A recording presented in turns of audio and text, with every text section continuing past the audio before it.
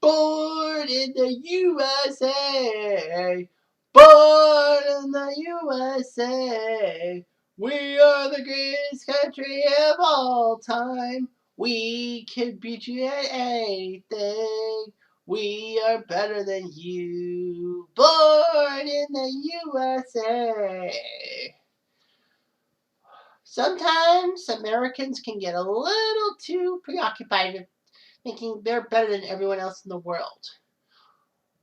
Sure, the United States have everyone's number in such sports as baseball, basketball, and American football. Of course, in Europe they call football soccer, what we call soccer. But the Americans have one key moment in world sport that they really suck at. And it's not the Olympics, it's soccer. Yes, for all the American back talking about how good they are in a lot of things, and they think they're the best country around because the president is the leader of the free world. Yeah, right. They think you can talk smack. Well, there's one sport that doesn't help them out. It's soccer. And I will go through America's painful journey in the FIFA World Cup soccer pilgrimage and how bad they really are. You non-Americans will love this. If you're American, take it with a grain of salt. I'm just a salty Canadian.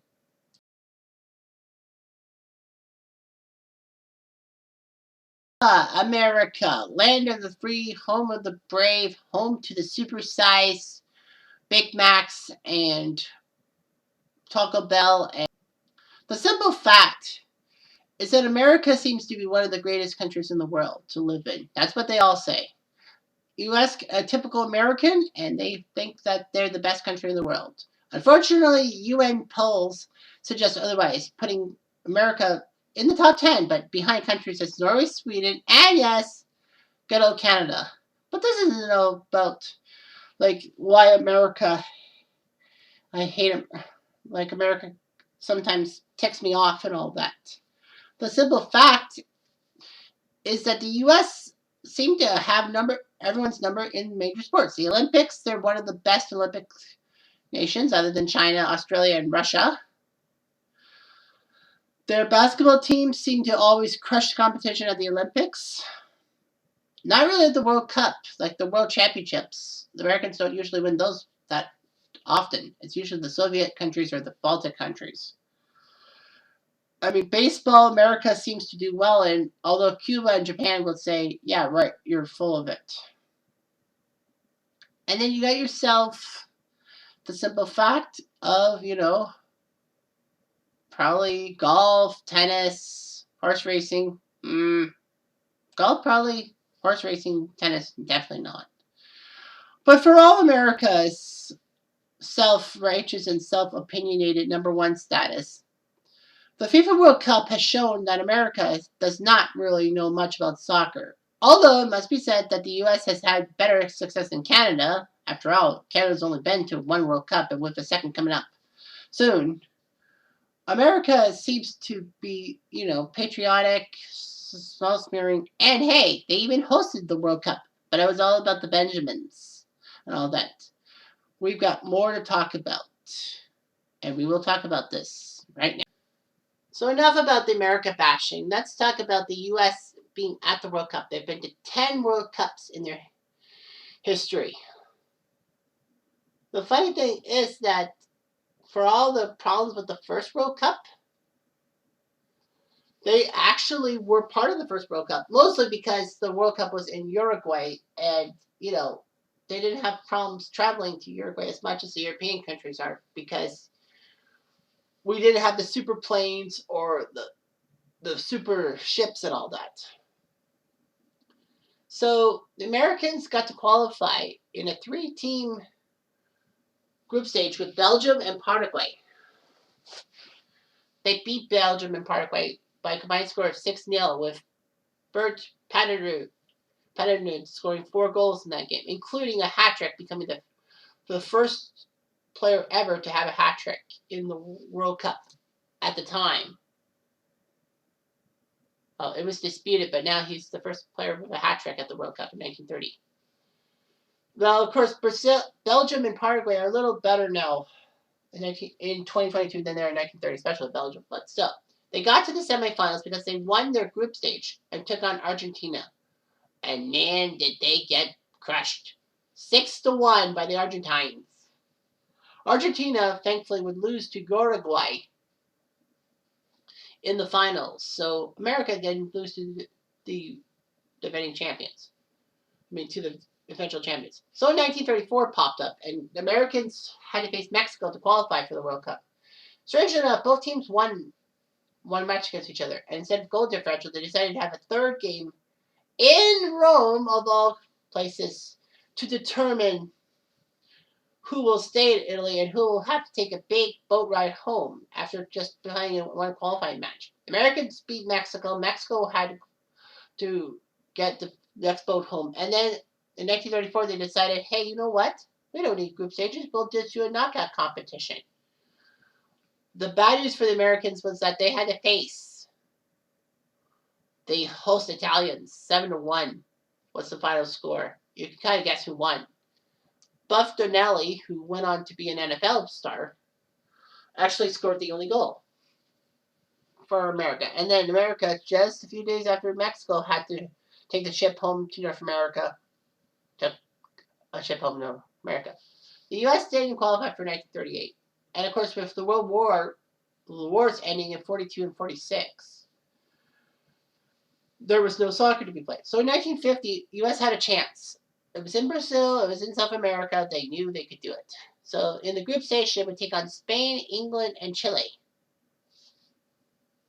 They got taken down by the Spaniards 3-1 in Curitiba on a goal by Pirani, scoring Pirani. And then in Belo Horizonte, they took on England, the team that finally decided, hey, you know what, let's go to the World Cup. Let's not be upper nose snot bubbles, if you could say that. So it was a big game. They call it one of the greatest games ever played in FIFA World Cup history. It was 1-0. That's right. England 1-0. Nope. You would think that was 1-0. But no, England didn't win 1-0. A header by Joe Gations past the English goalkeeper. And the Americans somehow, in some way, beat the English 1-0. It was one of the greatest shocks in World Cup history. And it still is 7 decades later. It's like, how could American team managers take down the English old guard who thought they were the best team in all football and decided not to participate in the World Cup because it was beneath them? So that was just shocking. But to say America had the fairy tale was huge. Only one American journalist covered that game, and many newspapers thought that the box score was a misprint. It was 10-1 for England, not 1-0 U.S. But it wasn't. It was 1-0 U.S. To say that America would have a fairy tale run after that game would be dispelled, as Chile crushed the tar out of them 5-2 on goals. Although Wallace and Mesa did score, Chile crushed them. Spain ended up going to the Final Four and did not medal. The Americans were really peeved at themselves. They had beaten England, the self-professed best team in the world, and yet they had to go home because the Chileans crushed them 5-2. Darn it.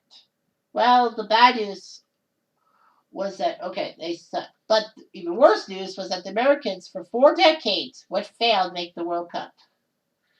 Americans had great chances, but Mexico always stood in their way, and even the Central American countries of Honduras and El Salvador. Americans were pissed. They tried their best, and they couldn't get there. Even worse for the U.S. was seeing their neighbors to the north get to the 1986 World Cup instead of them, that being Canada.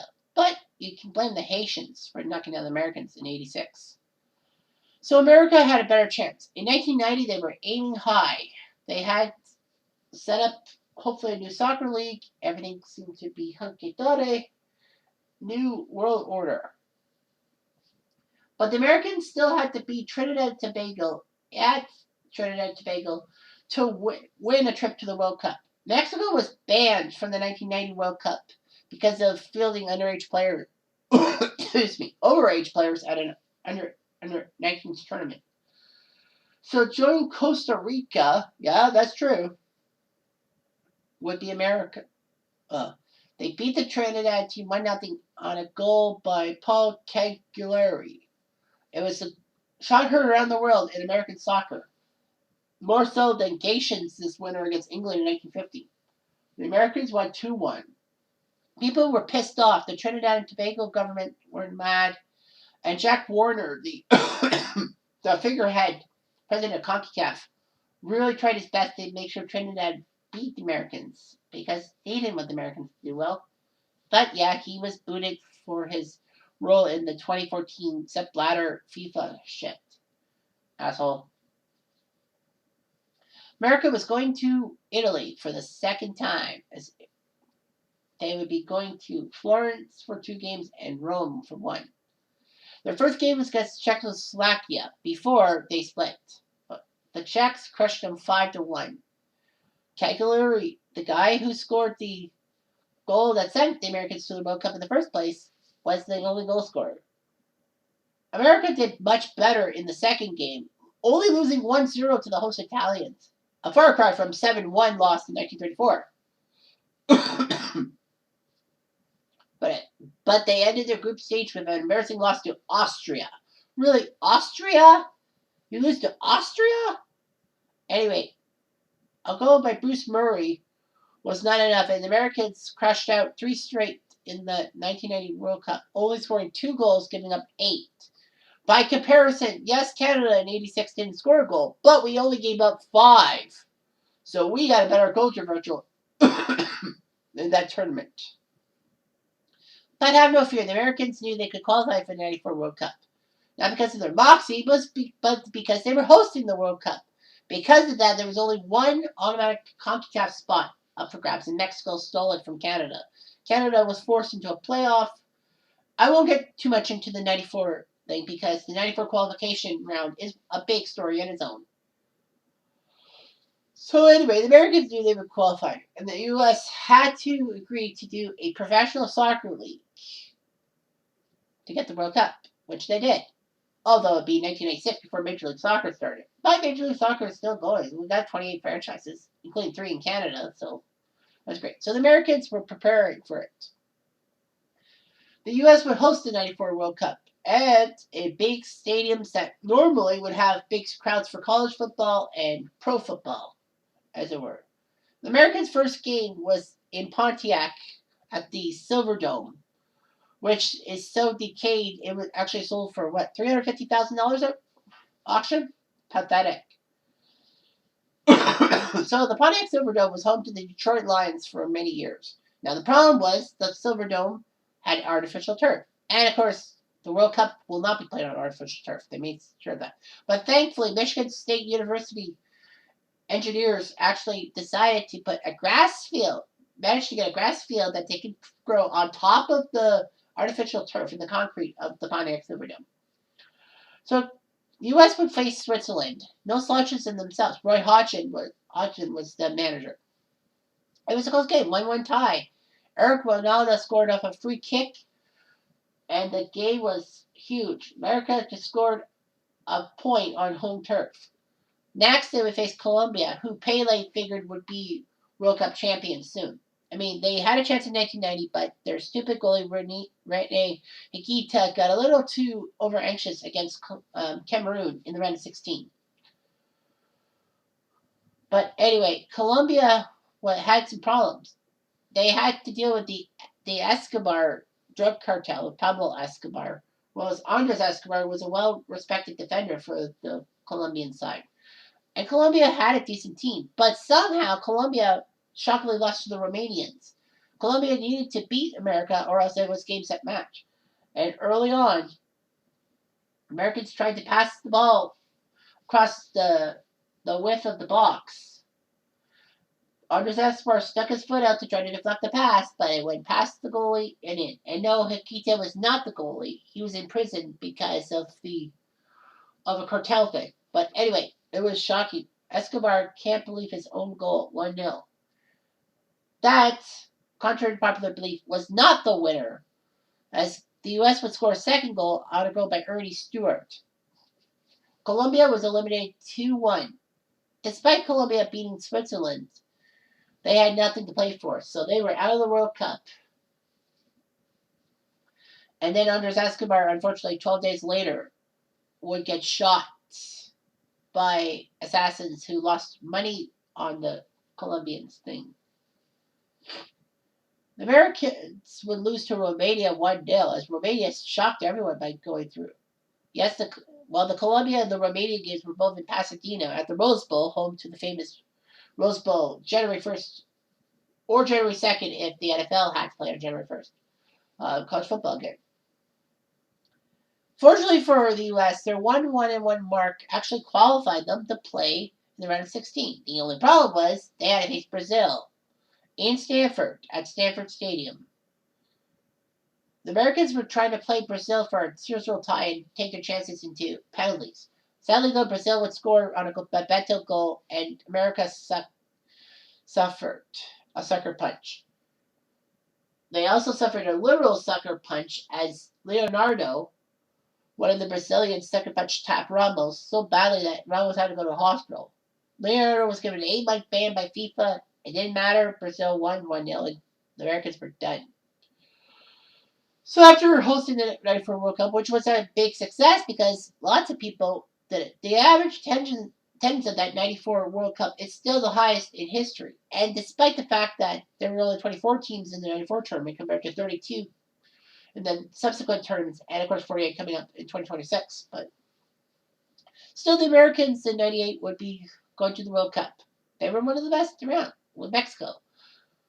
In the first group stage game in Paris, against Deutschland, they lost 2-0 as the German power machine did themselves in. What was worse about the Americans in the group stage in 98 was that they were drawn with Iran. On purpose or not, we don't know. Of course, there was tensions with the Gulf War and all that stuff. So the U.S. and Iran played a peaceful game, if you will. Brian McBride scored a late goal, but Iran shocked the Americans, winning 2-1. In Lyon, and America was being laughed at. They couldn't beat Iran in soccer? Whew. U.S. would suffer a big loss in Nance, losing 1-0 to Yugoslavia before they became Serbia and all that stuff. So America was embarrassed. They scored 1 goal in 3 games in the 98 World Cup. In fact, America had only scored 1 goal in the last 5 games combined in World Cup play. They were becoming laughingstocks. And a lot of people knew that America dominated in baseball, basketball, and football. But the problem was, when it came to soccer, man, that sucked. 2002, they managed to qualify for the World Cup. That was semi-held in Japan and Korea. The Americans would have to be dealing with the co-hosts South Koreans. But they also were with Portugal and Poland. So a lot of people figured that Portugal and maybe Korea would get in. The Americans would be probably the punching bags for Portugal in the first game in Suwon. It was 3-0 for U.S. Yes, the Americans had a 3-0 lead. Goals by Jim O'Brien, an own goal by Jorge Costa of Portugal, and Brian McBride. And the Americans scored 3 goals that game.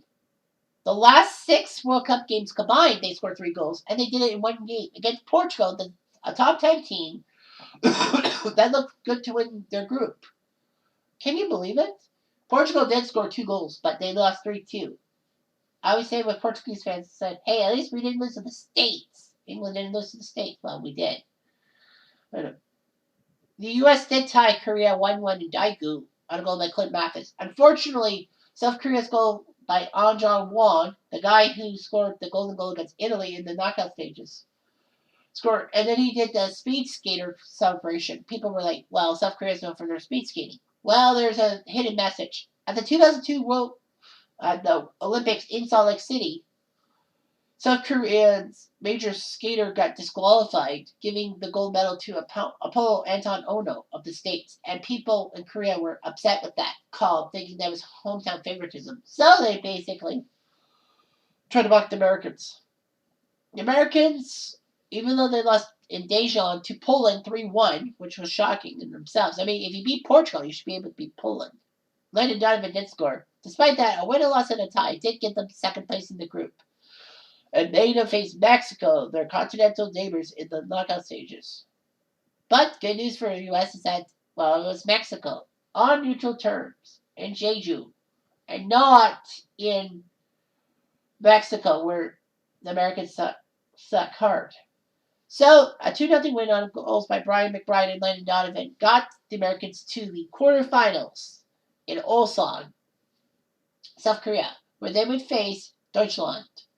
And unfortunately, just like 98, they couldn't beat the Germans, although they only lost 1-0. I don't know, Michael Ballack goal. So the Americans were out. But hey, when you beat Portugal and put them out of the World Cup, you gotta be happy. So 2006 came along with Germany, and they qualified easily. They would be in the group of death with the Czech Republic, Italy, and Ghana. First game against the Czechs, they got crushed 3-0 in Gelsenkirchen. Peter Cech was just fantastic between the sticks. The Americans just had nothing. People thought the Americans could beat the Czechs. Well, just like 1990, they just sucked against them.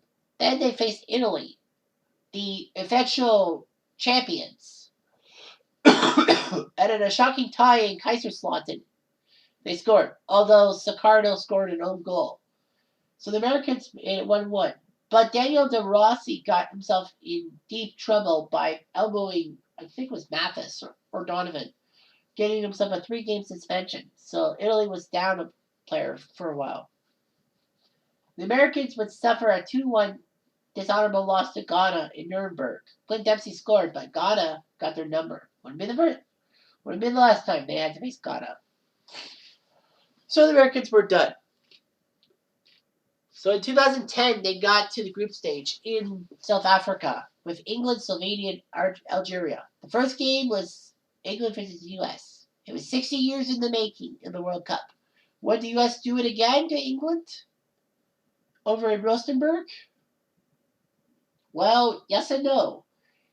No, they didn't beat England, but yes, they scored a point. 1-1 tie on a goal by Clint Dempsey. The worst part about the Dempsey goal was that it was a meaningless shot. Dempsey had a meaningless shot, and Robert Green, who was supposed to be England's #1 goalie, fumbled the ball over the line, and England couldn't believe it. Their goalie was making a howler out of it. It would be David James who would have to come in net for England. The U.S. would face Slovenia.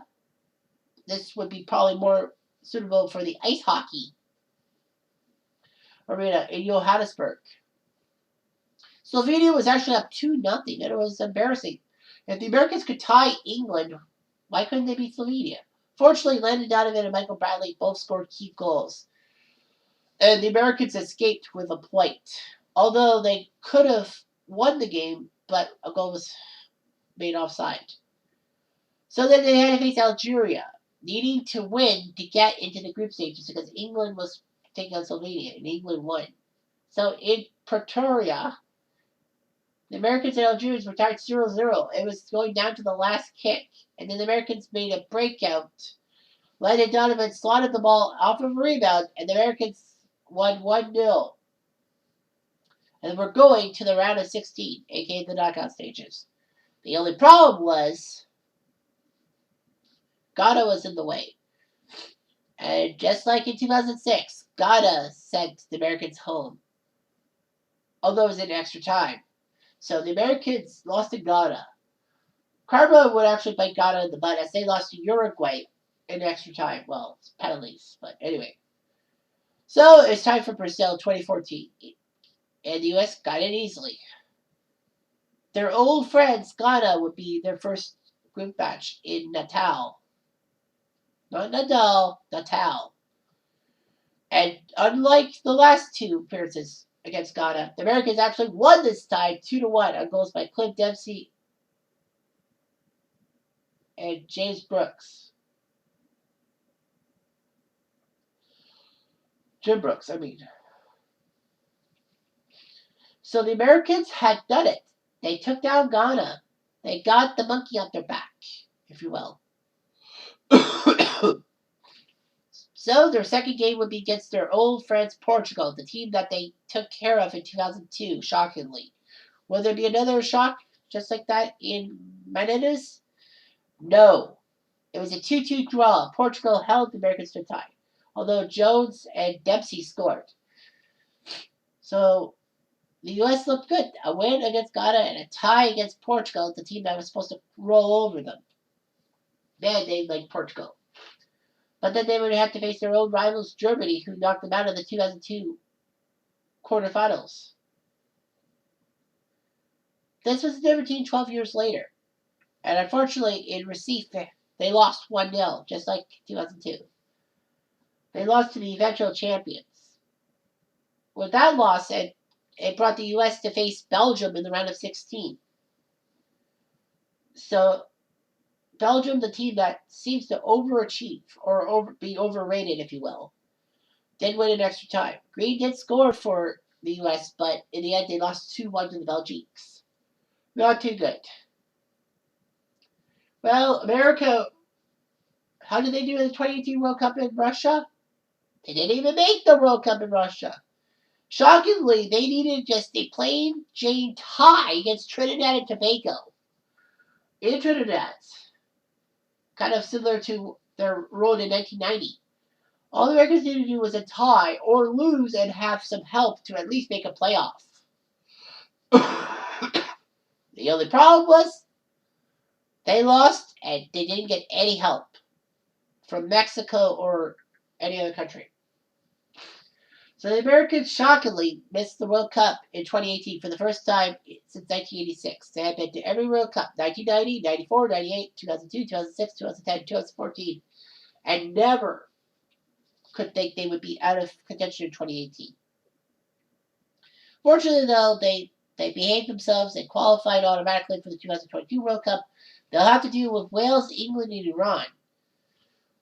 Wales usually never makes the World Cup, so this is big for Wales. England, this is a rivalry that happened 12 years ago. And you know, U.S. and England, they always have entertaining games in World Cups. And Iran, trying to get revenge for what happened in 98, losing to them. Will the Americans do it? Maybe. I think that the U.S. and Wales will fight tooth and nail for that second spot in the group. And maybe the Americans will get to the knockout stages. Anything's possible.